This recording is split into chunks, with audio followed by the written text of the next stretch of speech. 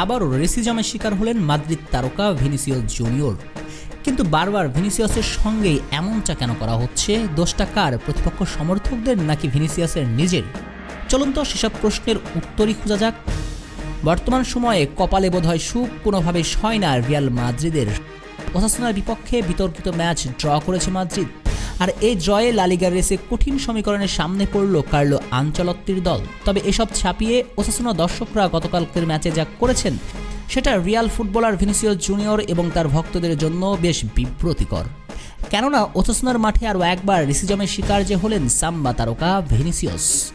ঘটনাটা দীর্ঘদিনের। অনেকদিন যাবৎ স্প্যানিশ লা লিগাতে বর্ণবাদের শিকার হন ভিনি, যদিও সেটা কিছুদিন যাবৎ বন্ধ ছিল। কিন্তু শেষ ম্যাচে ওসাসুনার কিছু সমর্থক আবারও সাম্বা তারকাকে কটূক্তি করলেন, যা বেশ দৃষ্টিকটু। কিন্তু প্রশ্ন হচ্ছে, বারবার ভিনিসিয়াসের সঙ্গে কেন এমনটা করা হচ্ছে? আচ্ছা, কখনো কি শুনেছেন রোনালদিনহো, সাদিও মানের মতো ফুটবলাররা প্রতিপক্ষ দর্শকের কাছ থেকে রেসিজমের শিকার হয়েছে? এমন কোনো দৃষ্টান্ত নেই। বরং সাদিও মানেকে পছন্দ করেন না এমন ফুটবল সমর্থক আপনি খুঁজেই পাবেন না।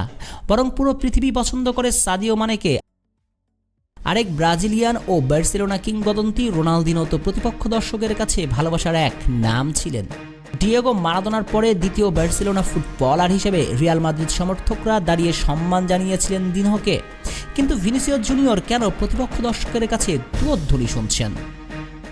এর দায় অনেকটাই ভিনিসিয়াস জুনিয়রের নিজেরই নয় কি? মাদ্রিদ নাম্বার 7 একবার কুমিরের কান্না কেঁদে বলেছিলেন, আমি শুধু ফুটবলটাই খেলতে চাই। কিন্তু মুখে শুধু বলেন এমনটা, মাঠে করেন উল্টো। খেলার মাঠে বারবার মেজাজ হারিয়ে ফেলেন সাম্বা তারকা। অযাচিতভাবে দর্শকের সঙ্গে জড়িয়ে যান বিতর্কে। বেশ কয়েকবার প্রতিপক্ষ দর্শকের সামনে গিয়ে বাজে আচরণ করতে দেখা গিয়েছে তাকে। এছাড়াও ছোট্ট দলগুলোর সঙ্গে খেলার সময় তাদের গ্যালারির সামনে গিয়ে হাত উঁচিয়ে চ্যাম্পিয়ন্স লিগের রিয়াল মাদ্রিদের ট্রফির সংখ্যা দেখিয়ে আসেন।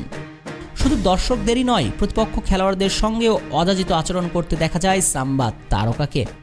এই তো শেষ ব্যালন ডিওর বিজয়ীর নাম ঘোষণার আগের এল ক্লাসিকোতে বার্সেলোনা মিডফিল্ডার গ্যাভিকে বলেন, আমি ব্যালন ডিওর জিততে চলেছি, তোমার কি আছে?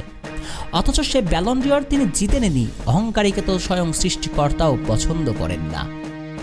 এবার বলুন তো, প্রতিপক্ষের দর্শকরা কি তাকে ছেড়ে দিবে? যদিও রেসিজম কাম্য নয়, কিন্তু ব্রাজিলিয়ান তারকার এই মেজাজটা কি কাম্য? রোনালদিনহো, সাদিও মানেকে কখনো কি দেখেছেন এমনটা করতে? না, অবশ্যই নয়।